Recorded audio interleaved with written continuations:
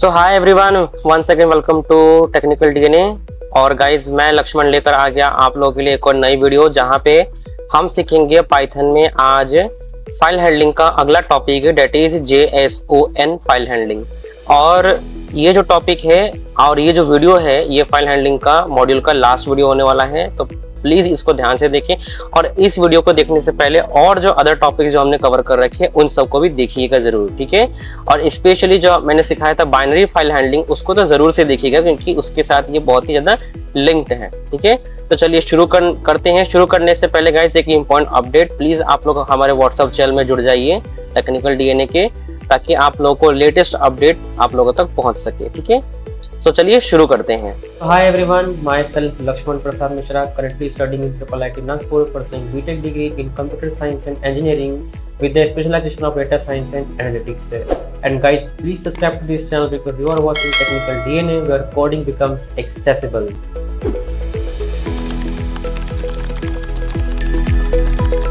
तो गाइस आ चुका हूँ अपने डेस्कटॉप स्क्रीन पे और यहाँ पे ले चलता हूँ मैं आप लोगों को अपने फोल्डर में जहाँ पे कोडिंग करेंगे। अच्छा ठीक है, तो यहाँ पे D कोलन हो गया, यहाँ पे पाकिस्तान और यहाँ पे चला गया। यहाँ पे ओपन करूँगा मैं अपना नोटपैड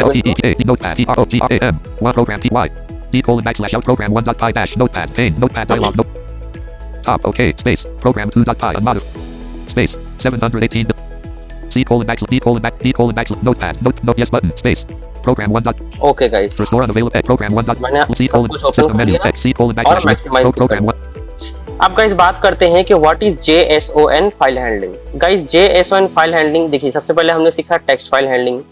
टेक्स्ट फाइल हैंडलिंग में हमने सीखा कि कैसे हम टेक्स्ट फाइल के साथ डील कर सकते हैं, यानी कि राइट करना, रीड करना, अदर स्टफ्स। सेकेंडली हमने सीखा CSV यानी कि कॉमा सेपरेट वैल्यूज फाइल को कैसे हम डील कर सकते हैं, उसके साथ कैसे उसको हैंडल कर सकते हैं, रीड और राइट कर सकते हैं। Then we have learn about binary file handling, जहां पे कि हमने सीखा कि बाइनरी कोडेड फॉर्मेट में हम कैसे अपने लिस्ट और डिक्शनरीज को सेव कर सकते हैं, अपने डेटा को सेव कर सकते हैं। तो आज अगर मैं बात करूं JSON फाइल हैंडलिंग के बारे में, यानी कि आज हम सीखेंगे कि JSON यानी कि जिन फाइल का जो डॉट एक्सटेंशन JSON होता है, ठीक है, हम उन पे राइट एंड रीड का ऑपरेशन कैसे परफॉर्म कर सकते हैं। अच्छा, अब आपके माइंड में ये क्वेश्चन आएगा कि JSON होता क्या है और इसका यूज कहाँ पे होता है, ठीक है। तो समझिए मेरी बात को। पाइथन में जो हम डिक्शनरी यूज करते थे, डिक्शनरी में जो हम डेटा को सेव करते थे, वही जो फॉर्मेट है, वही जो सिंटैक्स है डेटा को स्ट्रक्चर्ड वे में सेव करने का, वही कॉन्सेप्ट है जावास्क्रिप्ट में कहलाता है ऑब्जेक्ट्स। क्या बात मेरी समझ में आई? तो जावास्क्रिप्ट ऑब्जेक्ट, तो JSO तो यहां तक आया, और नोटेशन मतलब कि उस फॉर्मेट में डेटा को डिनोट करना, ठीक है। सो JSON यानी कि जावास्क्रिप्ट ऑब्जेक्ट नोटेशन बोला जाता है। यानी कि जावास्क्रिप्ट नोटेशन कुछ भी नहीं है, बल्कि जो जिस फॉर्मेट में आपने पाइथन के डिक्शनरीज को यूज किया है, उस फॉर्मेट में अगर हम किसी डेटा को सेव करते हैं, राइट करते हैं, रीड करते हैं, सेंड करते हैं एंड रिसीव करते हैं, रेंडर करते हैं, तो उसको बोला जाता है JSON इनकोडिंग डिकोडिंग या JSON फॉर्मेट। क्या बात समझ में आई? बहुत सिंपल वे में समझाया मैंने, ठीक है। तो यानी कि अगर मैं किसी भी डेटा को ऐसे सेव करता हूं blank और इसके बीच में quote name colon space quote AXAN Laxman quote comma quote AGH quote comma colon space 21, तो ये JSON फॉर्मेट होता है। क्या बात मेरी समझ में आई? अब ये JSON कॉन्सेप्ट इंट्रोड्यूस कहां से हुआ, उसको क्यों लोगों ने यूज करना शुरू किया? तो वेब डेवलपमेंट का जब एरा चल रहा था, जब सर्वर नए नए बने थे, जब सर्वर के बारे में लोगों ने रिसर्च किया, सर्वर डेवलप किया, लोगों ने होस्टिंग प्लेटफॉर्म डेवलप किए, क्लाउड का जब कॉन्सेप्ट आया, तो एक बहुत ही बड़ी प्रॉब्लम यहाँ पे ये थी कि जो क्लाइंट है यानी कि जो ब्राउजर है, ठीक है, क्लाइंट हो गया या ऐप हो गया, वो किसी डेटा को सर्वर को कैसे भेज सकता है अगर कम्युनिकेशन में कोई डेटा रिक्वायर्ड है, या सर्वर कोई कम्युनिकेशन में डेटा कैसे सेंड कर सकता है टू द क्लाइंट। क्लाइंट मतलब ऐप या ब्राउजर कुछ भी, ठीक है, किसी भी डेटा को, क्योंकि हमें चाहिए कि स्ट्रक्चर्ड फॉर्मेट में डेटा, ठीक है। तो उस टाइम पे जो ये जावास्क्रिप्ट का ऑब्जेक्ट का जो कॉन्सेप्ट था वो बहुत ही डेवलपर्स को पसंद आया, क्योंकि इस फॉर्मेट में जब हम डेटा को सेव करते हैं तो हमें पता है कि नेम लिखने पे यूजर का नेम ही मिलेगा और एज लिखने पे उसका एज ही मिलेगा। क्या मेरी बात समझ में आई? तो blank, आप बात करते हैं कि हम इसको यूज कैसे कर सकते हैं। तो जैसे कि फॉर एग्जांपल हमने बाइनरी फाइल हैंडलिंग में एक लाइब्रेरी का यूज किया था पिकल, सीएसवी फाइल हैंडलिंग में हमने यूज किया था सीएसवी, वैसे ही जेएसओएन के लिए हम यूज करेंगे जेएसओएन लाइब्रेरी जो कि इनबिल्ड आती है। तो मैं लिखता हूं यहाँ पे import space import JSON JSON. son क्या मेरी बात समझ में आई? ठीक है।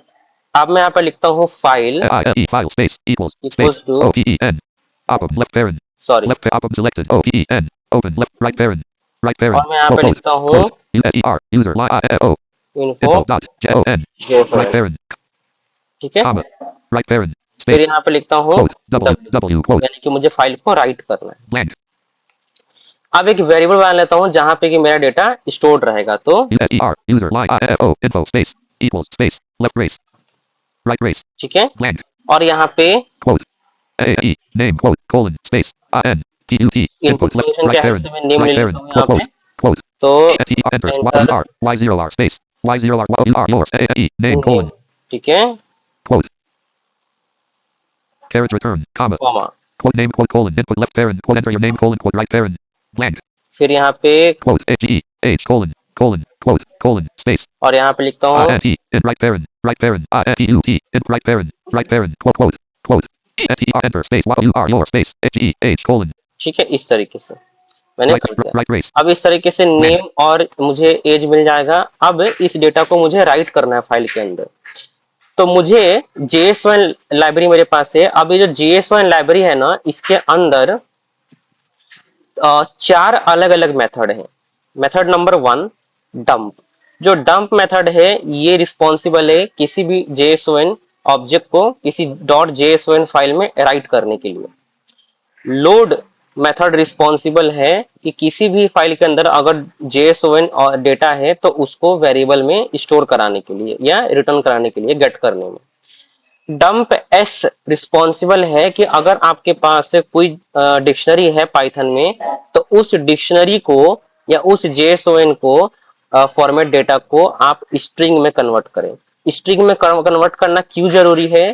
क्योंकि जब हम सर्वर को डेटा भेजते हैं या किसी फाइल में डेटा को स्टोर करते हैं तो सिर्फ एक ही तरीका है, वो है स्ट्रिंग। स्ट्रिंग के अंदर ही आपको सब कुछ कंपैक्ट करके भेजना पड़ता है, बाइंड करके भेजना पड़ता है। एंड देन स्ट्रिंग से जिस भी डेटा को आपने जिस भी फॉर्मेट में भेजा है उस ओरिजिनल फॉर्मेट में उसका कन्वर्जन फिर हमें करना पड़ता है दैट पर्टिकुलर टाइम। ठीक है, एट दैट पर्टिकुलर टाइम हमें कन्वर्ट करना पड़ता है। यानी कि मैंने क्या बोला, अब यानी कि अगर आपके ऐप या आपके ब्राउजर क्लाइंट के ऐप या क्लाइंट के ब्राउजर यानी कि क्लाइंट साइड ने अगर डेटा को भेजा है किसी भी डेटा फॉर्मेट में तो उसको भेजना पड़ेगा स्ट्रिंग में ही।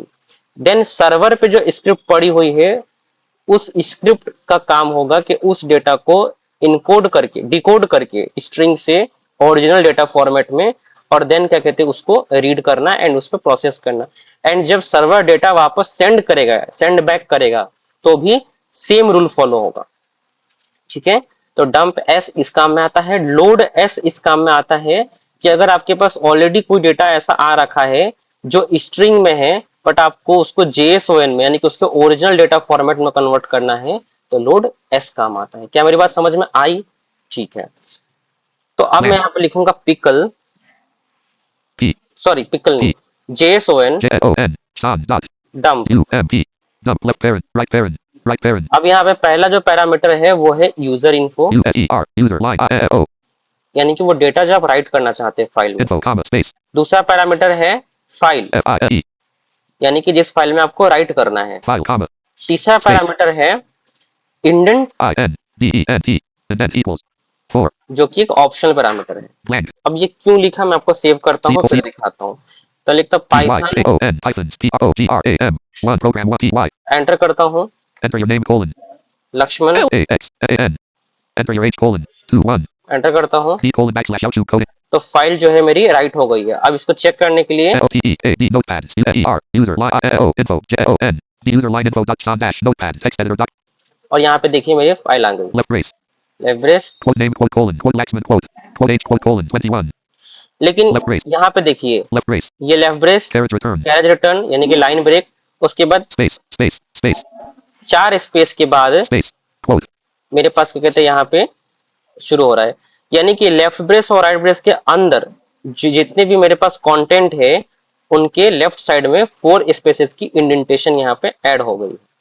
तो that is the use of indent parameter, जो कि आप देना चाहो दे सकते हो, नहीं देना चाहो ना दो, बट इट इज रेकमेंडेड कि आप दो। क्यों दो?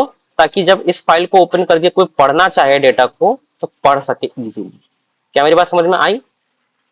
ठीक है, तो ये इस तरीके से। C colon back. अब रीड करना भी बहुत सिंपल है। अगर रीड करना है तो notepad L-O-T-E-A-D notepad. P-R-O-G-R-A-M. To program 2 dot. P-Y. मैं यहाँ C पे colon back ओपन कर notepad. लेता हूँ Yes button. Space.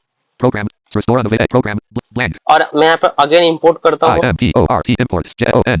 JSON, वो फाइल को ओपन कर लेता हूँ। I-E file space equals space. O-E open space. Space. Left parent. Right parent. Right parent. Quote quote. Quote. E-R. User. I-O. Info. J-O-N. Right parent. Comma. Space. Quote. R. R. Quote. है ना, read करना है तो are mode. File equals open left parent. Quote user line info dot son. Quote. Quote R. Quote right parent. Blank. और फिर यहाँ पे मैं लिखूंगा user E-R. User line. I-O. Info space equals space. Equals to L-O-N. JSON Son dot. L-O-A-D. Load left parent. I-L-E. File right parent. User line info equals son dot load left parent. File right parent. Blank. और यहाँ पे R-I-N-E. Print left parent. E-R. User line. I-O. Info right parent. Save करता हूँ C. C. और यहाँ पे अब open करता हूँ। P-Y-T-A-O-N. Pythons. P-R-O-G-R-A-M. Two programs. P-Y. Enter कर रहा हूँ, देखिए Left brace name colon Laxman H colon 21 right brace D colon backslash. तो इस तरीके से मेरे पास जो डेटा है वो रीड होकर के आ गया। ठीक है, अब यहाँ पे भी बाइनरी फाइल हैंडलिंग की तरह यहाँ पे भी 2 अप्रोचेस काम करते हैं। Approach number 1 and it is the most recommended and most used approach among the world in production. तो पहला अप्रोच ये है कि आप अपने अगर आपको मल्टीपल डेटा स्टोर करना है, फॉर एग्जांपल अभी मुझे मल्टीपल यूजर्स की इंफॉर्मेशन अगर स्टोर करनी होती तो मैं उसको एक लिस्ट के अंदर बाइंड कर देता। ठीक है, तो लेफ्ट ब्रैकेट लेफ्ट ब्रेस पहले यूजर की सारी information, right brace comma, then again left brace दूसरी यूजर की इंफॉर्मेशन, राइट ब्रेस कॉमा, इस तरीके से चीजें चलती। सेकंड अप्रोच ये है कि आप एक ही फाइल के अंदर अपेंड का यूज करके, अपेंड मोड का यूज करके मल्टीपल डिक्शनरीज आप वहां पे डंप कर दो। बट फिर जब आप लोड करोगे तो बाइनरी फाइल हैंडलिंग की तरह आपको end of file error while loop के अंदर जो कॉन्सेप्ट सिखाया था मैंने उसका यूज करना पड़ेगा। वो एक अप्रोच है। ठीक है, तो जो पहला अप्रोच है ज्यादा इजियर एंड ज्यादा यूजफुल अप्रोच है। ठीक है, अब बात करते हैं दूसरी चीज की कि इसका यूज कहाँ पे होता है। देखिए ये जो कॉन्सेप्ट है इसको आप यूज कर सकते हैं एक तरीके से जब आपके सॉफ्टवेयर को मिनी डेटाबेस की नीड हो कुछ डेटा को स्टोर करके रखने के लिए, तो आप यूज कर सकते हैं। जैसे आपने अपने सॉफ्टवेयर के अंदर बना दिया settings.json। अब settings.json जो इंफॉर्मेशन है वो स्टोर करके रखेगा, जैसे यूजर का नाम क्या है, या यूजर ने डार्क मोड ऑन कर रखा है कि नहीं कर रखा है, यूजर ने क्या क्या सेटिंग्स अप्लाई कर रखी है, वो सब वहां पे स्टोर्ड रहेगा। अच्छा, VS कोड अगर आपने कभी यूज किया है, उसकी वीडियो अगर आपने देखी और उसको इंस्टॉल किया है तो वहां पे भी एक settings.json करके फाइल पड़ी होती है ना, तो वहां पे हम उनकी वैल्यूज को चेंज करके और चीज काम करते हैं। तो अगर आपको मिनी डेटाबेस की नीड है तो आप इसको यूज कर सकते हैं। ठीक है, तो चलिए मिलते हैं अगली वीडियो में। अगली वीडियो में हम लोग सीखेंगे क्लासेस एंड ऑब्जेक्ट के बारे में। ठीक है, thank you so much guys.